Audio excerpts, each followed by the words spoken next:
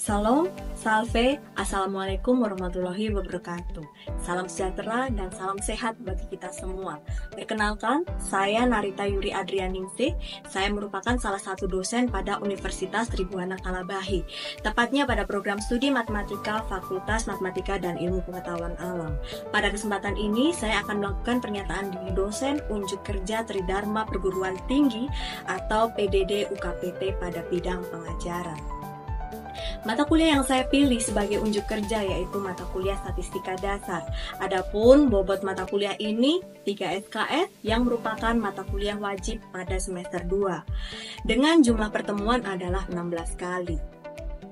Adapun CPMK dalam mata kuliah ini adalah mampu menggunakan metode-metode dalam menyajikan data untuk mendapatkan informasi dari data, serta mampu menggunakan metode-metode pendugaan parameter dan pengujian hipotesis yang digunakan dalam pengambilan keputusan, baik secara individu maupun secara tim. Mata kuliah ini membahas mengenai ilmu statistika, baik statistika deskriptif yang terkait dengan penyajian data, maupun statistika inferensia yang terkait dengan pengambilan keputusan.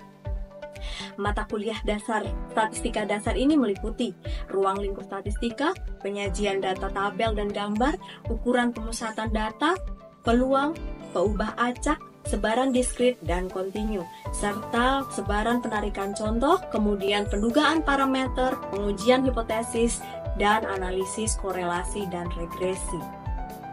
Untuk menunjang proses pembelajaran mata kuliah ini, saya menggunakan beberapa buku referensi, yaitu 1.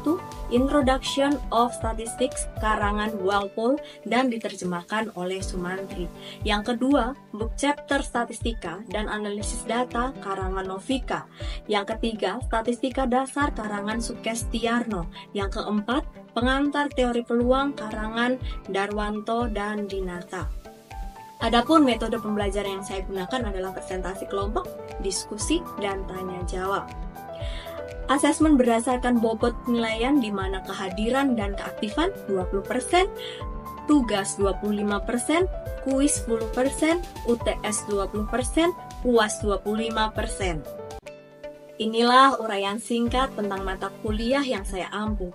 Berikut saya tampilkan cuplikan video kegiatan pembelajaran statistika dasar pada pertemuan ketiga tentang ukuran pemusatan data. Halo. Assalamualaikum. Waalaikumsalam. Ya, selamat siang semua. Terima kasih kalian sudah bisa hadir tentang ini untuk mata kuliah statistika dasar di pertemuan keempat. Nah, saat ini kita mau membahas tentang ukuran pemusatan data, yaitu mean, median, dan modus. Sebelumnya, saya akan meminta salah satu mahasiswa untuk membuka di dalam doa. Saya persilakan, siapa yang mau berdoa? Mari.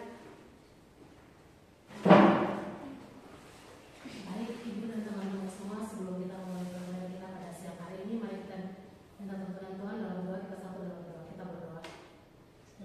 Amin. Ya, baik, terima kasih Ica. Oke, sebelum kita mulai, kita mau absen dulu, ya. Saya absen satu persatu dulu. Yang pertama, Aina. Hadir, Bu. Oke. Yang kedua, Elizabeth. Hadir, Bu. Yang ketiga, Ica. Hadir, Ibu. Yang keempat, Soleman. Sudah hadir, Bu. Sakit? Ya. Ada surat? Tidak. Tidak. Oke, baik. Terima kasih. Kemudian Desi. Ada, Ibu. Oke, baik. Terima kasih. Semua suruh hadir ya, kecuali Soleman yang ada sakit. Oke. Sebelum ukuran pemusatan data, kita kan sudah membahas tentang apa untuk materi ketiga kemarin? Mungkin ada yang masih ingat? Pembuatan tabel dan grafik. Oke, pembuatan tabel dan grafik. Apakah masih ingat pembuatan tabel data distribusi itu bagaimana cara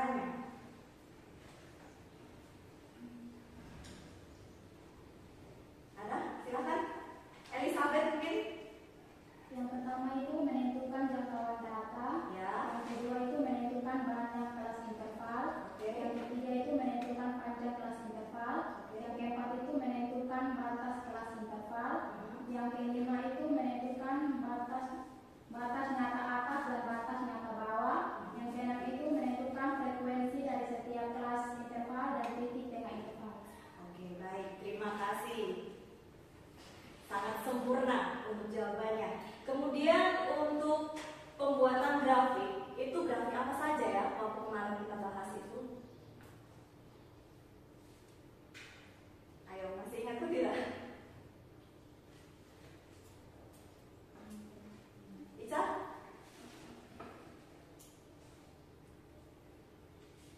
Desi? Grafik apa saja? Diagram? Oke, diagram lingkaran. Kemudian diagram batang daun. Kemudian diagram Venn. Bukan, salah. Diagram apa? Diagram garis. Kemudian diagram apa lagi? Diagram plot, ya kan? Dan lain sebagainya. Oke. Mungkin kalian perlu banyak belajar ya. Jangan lupa setiap pertemuan harus dipelajari lagi supaya kalian bisa mengerti ya. Oke, sekarang kita masuk ke ukuran pemusatan data. Untuk presentasi kelompok kali ini adalah Desi dan Aina. Saya persilahkan Desi dan Aina untuk mempresentasikan.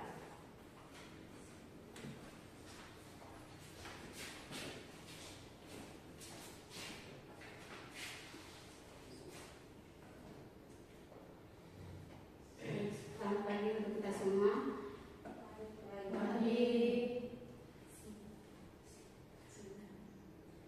Hari ini kita akan mempresentasikan materi dan dari kelompok kami mempresentasikan tentang ukuran pemusatan data. Yang mempresentasikan Kakak Desi.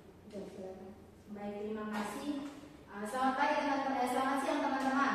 Siang. Ya, teman-teman, hari ini kita akan belajar bersama terkait dengan materi ukuran pemusatan data. Nah, di sini ukuran pemusatan data atau central tendency merupakan salah satu aspek yang paling penting untuk menggambarkan distribusi data adalah nilai pusat data pengamatan. Setiap pengukuran aritmatika yang ditujukan untuk menggambarkan suatu nilai yang mewakili nilai pusat atau nilai sentral dari suatu rumus data.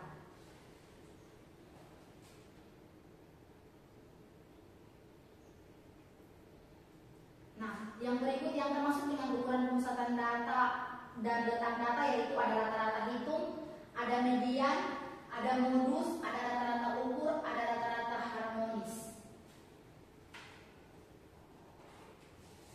Nah, yang pertama itu rata-rata hitung. Rata-rata hitung merupakan rata-rata hitung itu sering disebut dengan istilah mean. Merupakan metode yang paling banyak digunakan untuk menggambarkan ukuran tendensi sentral. Mean dihitung dengan menjumlahkan semua nilai data pengamatan kemudian dibagi dengan banyaknya data. Yang biasa kita sebut dengan rata-rata dalam kehidupan sehari-hari adalah rata-rata hitung.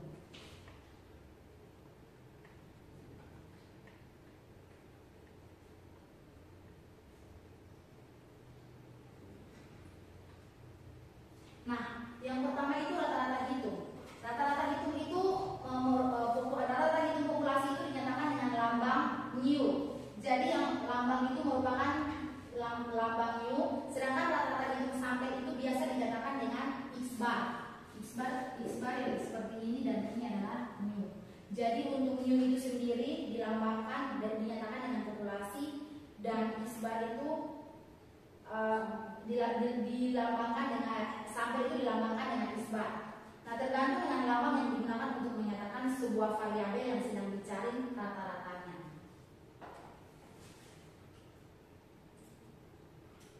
Ya, ada dua cara untuk menghitung nilai rata-rata, yaitu yang pertama rata-rata itu data yang belum dikelompokkan atau ungrouped data. Untuk rata-rata hitung yang kedua untuk rata-rata hitung yang telah dikelompokkan. Nah, terbagi menjadi dua metode, yaitu yang pertama itu rata-rata hitung dengan metode panjang dan yang kedua itu rata-rata hitung dengan metode pendek. Nah, ini adalah rumus dari data yang sudah dikelompokkan. Kalau rumus dari data yang sudah dikelompokkan yaitu X bar sama dengan sigma dari XI dibagi dengan N. Untuk data yang rumus dari data yang sudah dikelompokkan yaitu X bar sama dengan sigma FI XI dibagi dengan sigma FI. Nah, untuk lambang dari XI sendiri dinyatakan dengan titik tengah dalam interval suatu kelas. Untuk X0 sendiri dinyatakan dengan nilai arbiter dalam XI, dan untuk I sendiri dinyatakan dengan interval kelas. Teman-teman bisa lihat rumus yang ada di slide.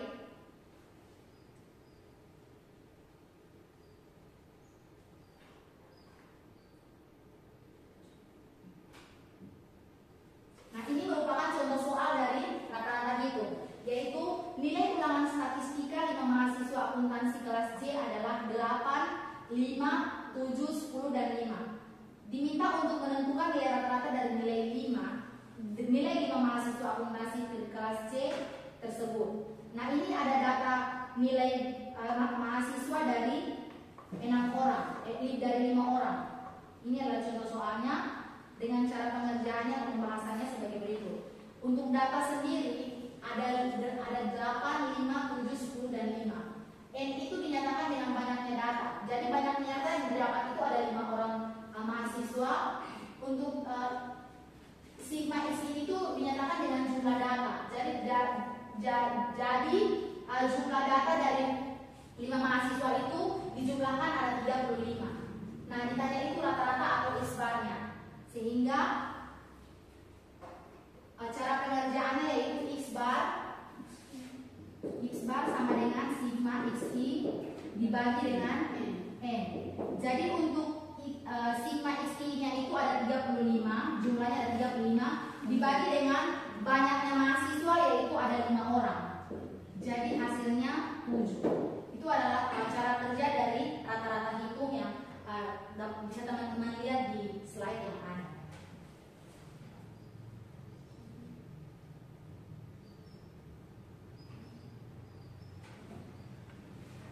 Nah, yang kedua itu ada contoh soal dari berat badan 10 orang mahasiswa kelas C adalah sebagai berikut. Ada 48, 50, 44, 46, 50, 56, 57, 44, dan 45 kg.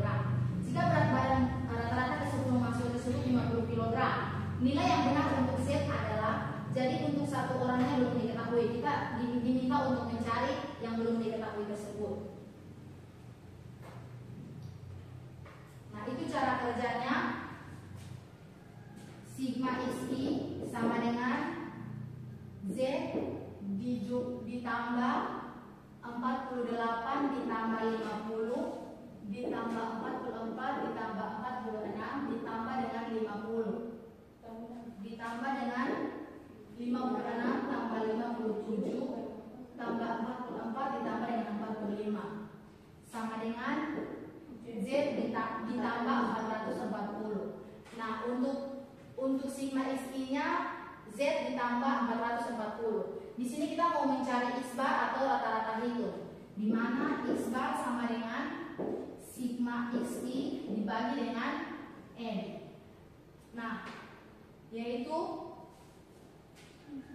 X-barnya tadi diketahui ada 50. Jadi X-barnya tadi diketahui 50, jadi di sini 50 sama dengan Z tambah 440 dibagi dengan jumlah yang tadi, jumlah mahasiswa ada 10 orang, dibagi dengan 10 sama dengan Z ditambah 440 Z ditambah 440 sama dengan 50 dikali dengan 10. Z sama dengan Z tambah 440 sama dengan 500.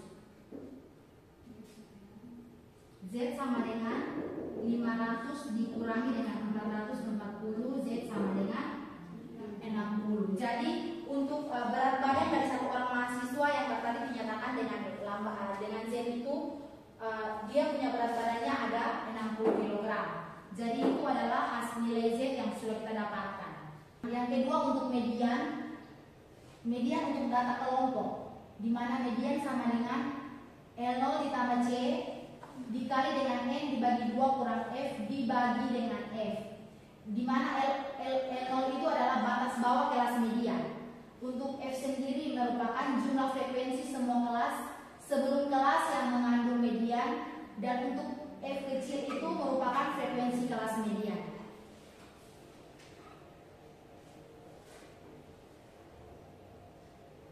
Nah, ini adalah contoh soal di mana interval kelas dan mulai dari 9 sampai 21 dengan frekuensi 3, 22 sampai 34 dengan frekuensinya 4, dan seterusnya sampai didapat sigma F yaitu 60. Nah, letak median ada pada data ke-30. Data ke-30 yaitu pada interval 61 sampai 73. 61 sampai 73 dia ada di baris kelima. Sehingga L0-nya itu adalah 60,5, di mana F-nya adalah 19 dan F besar itu adalah 19 dan F kecil itu adalah 12. Jadi untuk cara kerjanya median sama dengan 60,5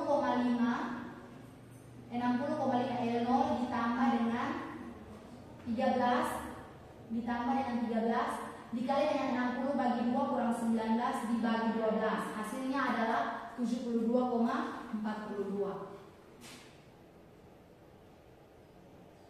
Nah, yang terakhir yang berikut adalah modus. Modus yaitu untuk data berkelompok, di mana modus sama dengan L0 ditambah C dikali dengan B1 dibagi B1 tambah B2. Di mana L0 itu adalah batas bawah kelas modus, B1 itu adalah selisih antara frekuensi kelas modus dengan frekuensi tepat satu kelas sebelum kelas modus, dan yang B2 itu merupakan selisih antara frekuensi kelas modus dengan frekuensi tepat satu kelas sesudah kelas modus.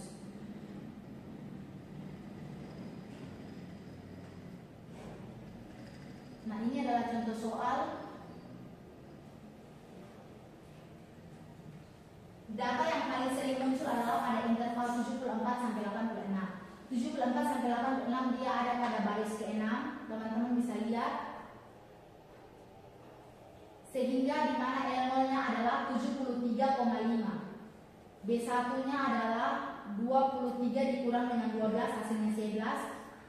B2-nya yaitu 23 dikurangi dengan 6 yaitu hasilnya 17. Di mana hasil dari mencari modus yaitu 73,5 ditambah dengan 13 dikalikan dengan 11 dibagi 11 tambah 17 hasilnya adalah 78,61. Ya. Dari sini jangan sampai dari penjelasan saya, apakah teman-teman ada pertanyaan? Saya berikan kesempatan. Dari semua bertanya kalau untuk data tunggal itu bagaimana?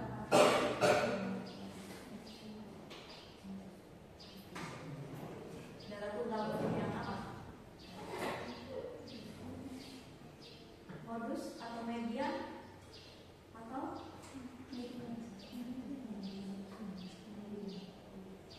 median? Ya, ini kan median kan data kelompok ya yang dijelaskan. Mungkin Desi bisa menjelaskan atau Aina bisa menjelaskan untuk yang data tunggalnya bagaimana? Jadi sebelum kita mencari mediannya kita urutkan mulai dari data terkecil sampai data terbesar. Jadi kita mulai dari 25, 60, 75, 80 dan 90. Jadi yang kita peroleh mediannya itu adalah 75. Terima kasih atas perhatiannya. Bila ada kesalahan kami minta maaf. Bila ada kesalahan dalam ucapan kami minta maaf. Sekian dan terima kasih.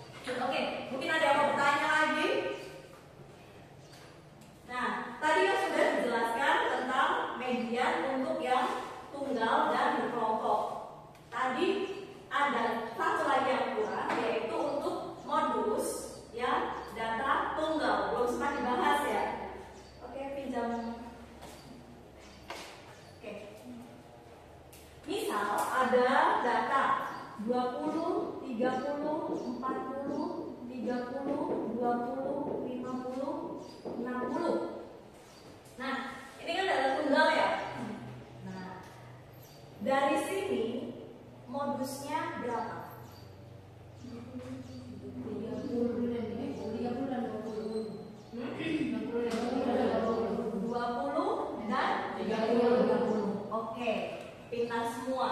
Jadi yang modus itu adalah banyaknya data yang sering muncul. Ya, oke. Kalau median tadi apa?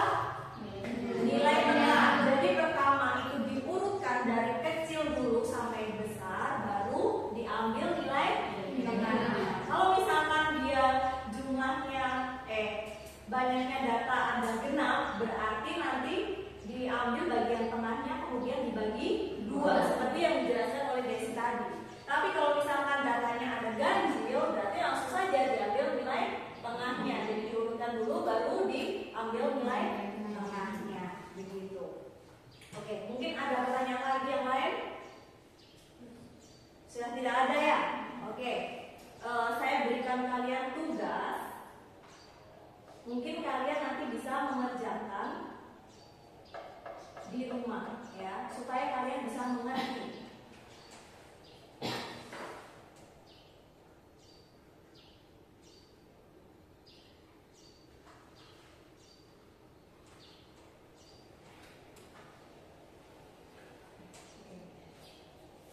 Ini adalah tugasnya ya.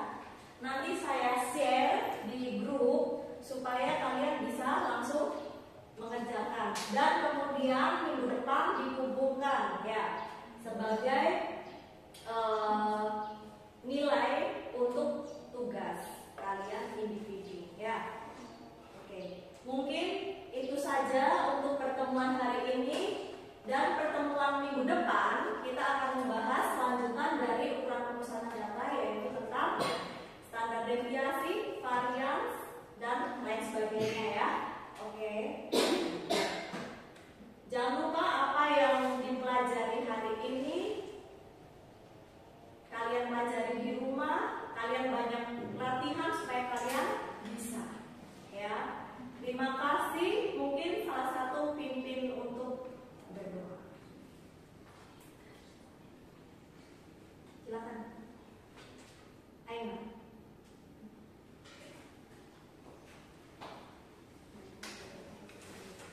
Baik, teman-teman Ibu, sebelum kita akhiri kelas, mari kita berdoa menurut agama dan kepercayaan kita masing-masing. Izinkan saya berdoa menurut agama saya, yaitu Islam. Berdoa menurut